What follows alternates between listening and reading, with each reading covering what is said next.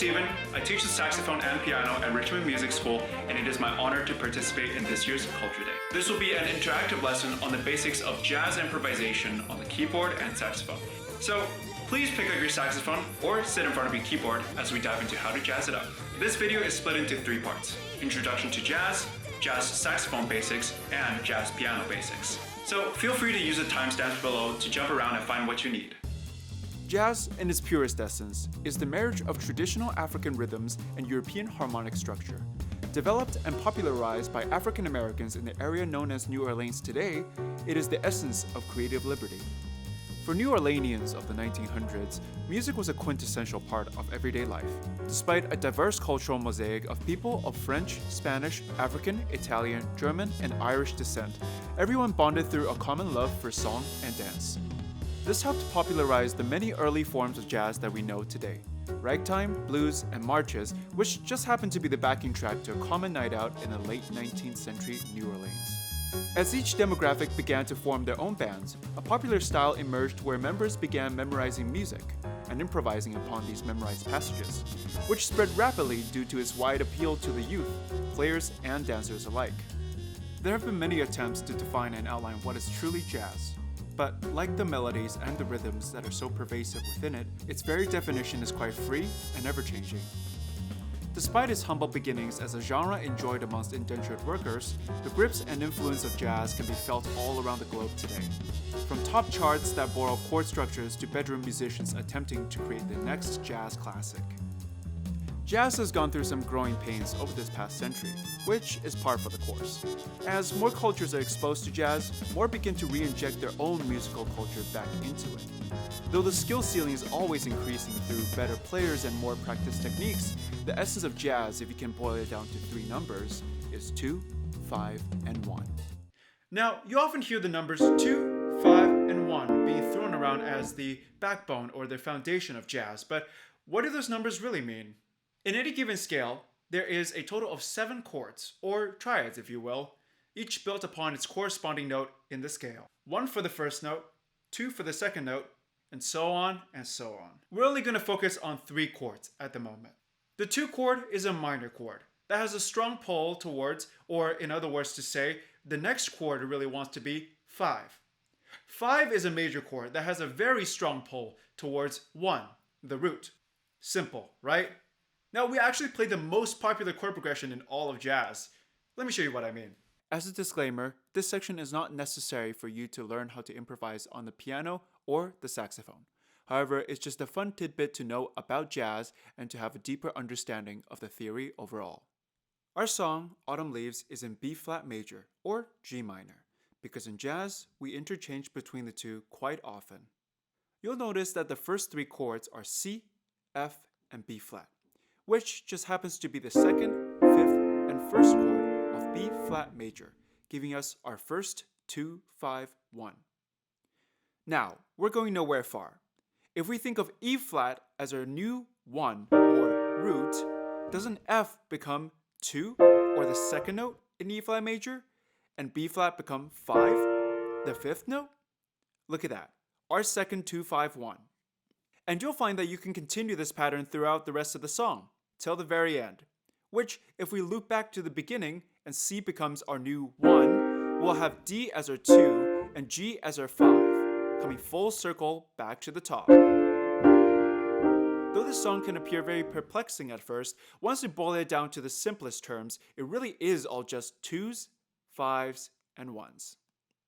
Now, the saxophone is often seen as the face of jazz, but with good reason. With its many legends of the past adorning the posters of nightclubs and bars, and its many stars today plastered all over YouTube and TikTok. As a lead instrument, the saxophone is often heard playing the melody or various improvisatory passages that we know as solos. And all we need to solo is 2 things: a backing track and a scale. To start, let's review our natural minor scale. For Autumn Leaves, this happens to be A minor for B-flat instruments and E minor for E-flat instruments. Feel free to pick up your instrument and follow along.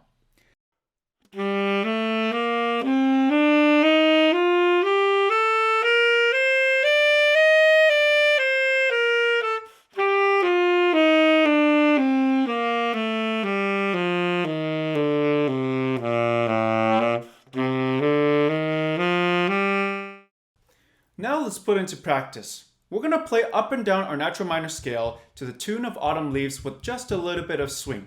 If you're feeling adventurous, feel free to jump around a little bit. I'll play for 4 bars, you'll play for 4 bars.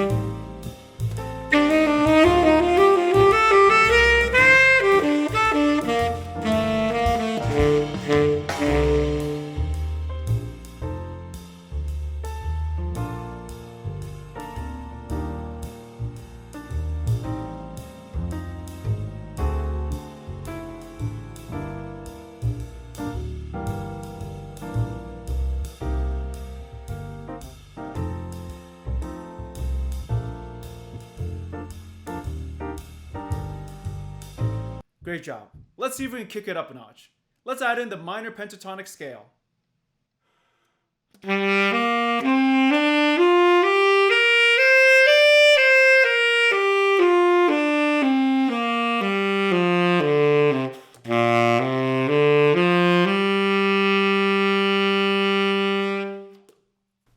Now let's try to do the same thing with our minor pentatonic scale. I know it might feel a little bit limiting because it's only 5 notes, so don't be afraid to let your fingers go a little bit and play some notes from the natural minor scales. Once again, I'll play for 4 bars and you play for 4. Let's give it a go.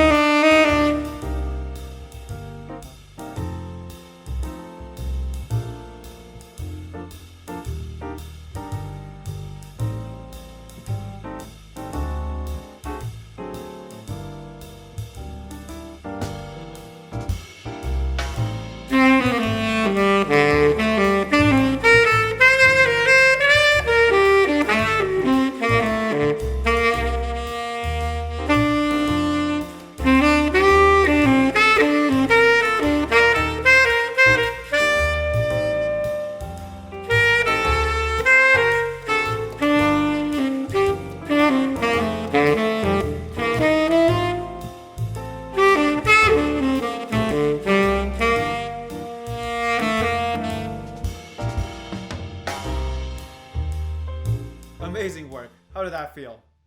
Now for the final challenge, let's see if we can add a couple more color notes to our soloing.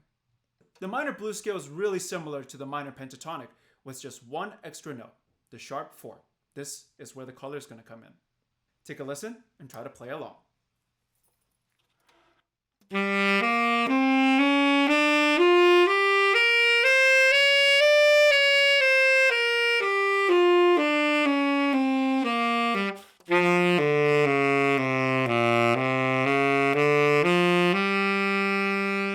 Now let's see if we can use the blues scale in the context of Autumn Leaves. Don't forget our color note of the sharp 4. Once again, I will play for 4 bars and you'll play for 4 bars. Don't worry if you get other notes in there, it's just a little bit of jazz.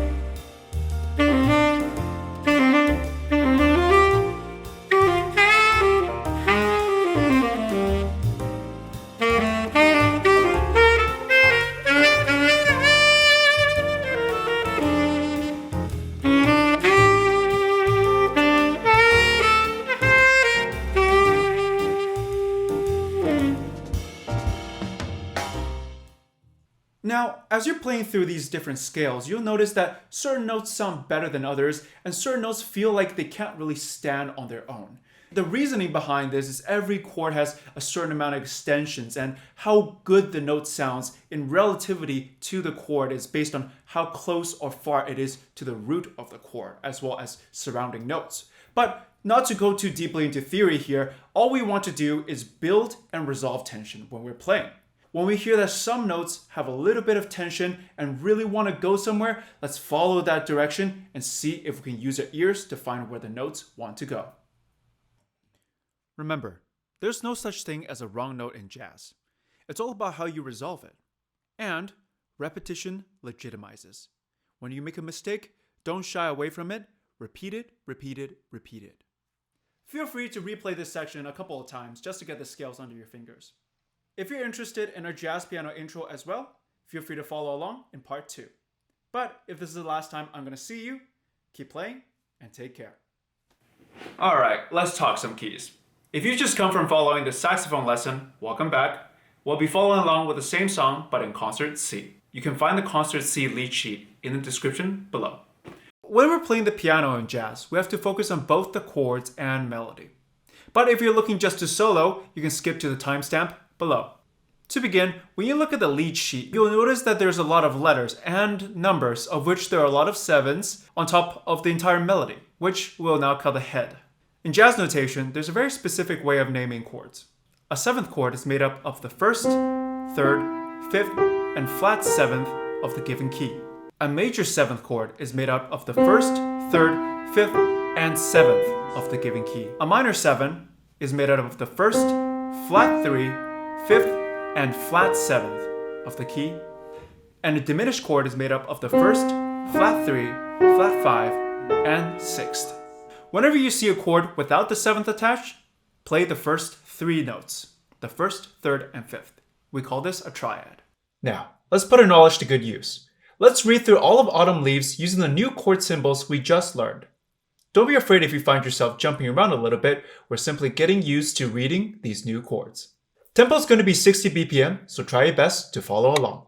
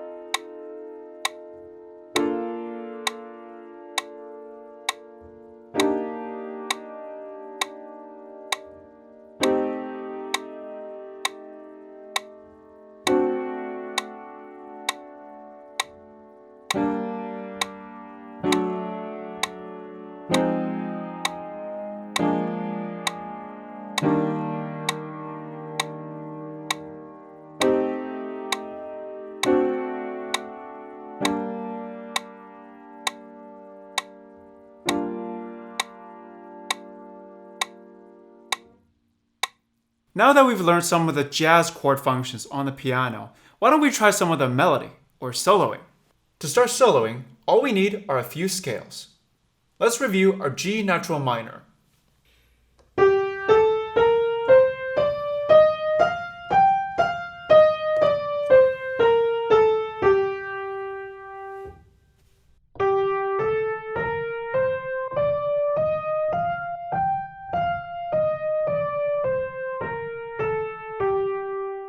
Now feel free to repeat this a couple of times so you have it under your fingers. If you're feeling ready, we're going to play up and down the natural minor scale using all the right notes if we can. We can go stepwise or we can jump around a little depending on how comfortable you are. When I play, try to listen to some melody ideas and see if you can copy some or make up your own. Now don't be afraid of wrong notes. In jazz, there are none. It's all about how you resolve it. Let's give it a try.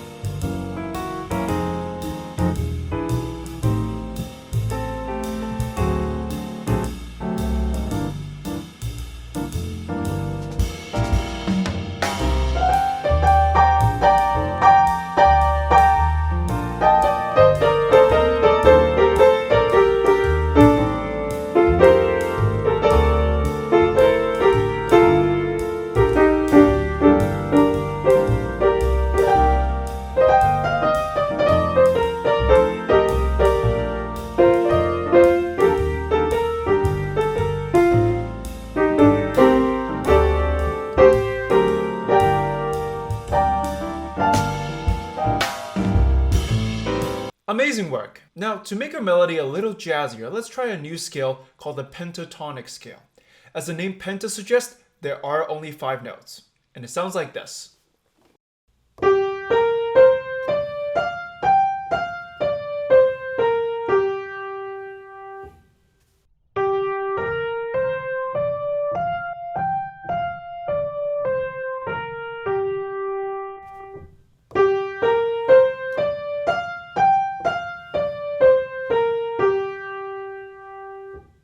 Now we're going to do the same thing that we did for our natural minor scale, and we're going to try to solo over Autumn Leaves. I'll play for 4 bars, you'll play for 4 bars. Make sure to give your melodies a little bit of swing. Don't be afraid if some notes from the natural minor scale come in. That's how it gets a little bit jazzy.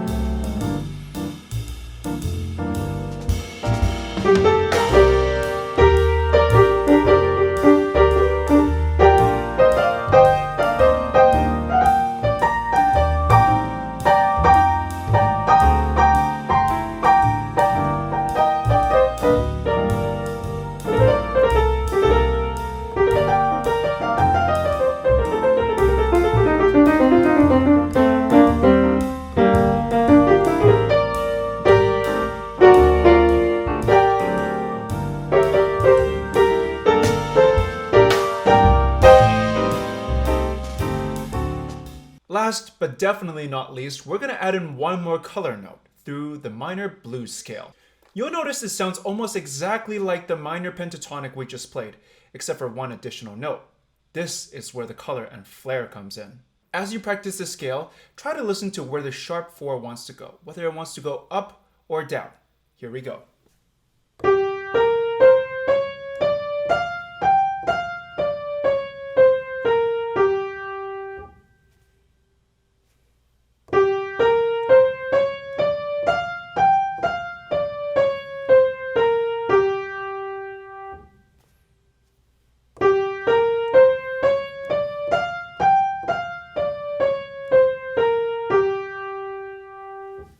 Excellent work. If your answer to my previous question was that the sharp 4 could either go up or down, you're both correct. It can go in either directions. That's the beauty about this note. As you're playing through these melodies, try to listen very intently as to where the notes want to go and where they want to resolve.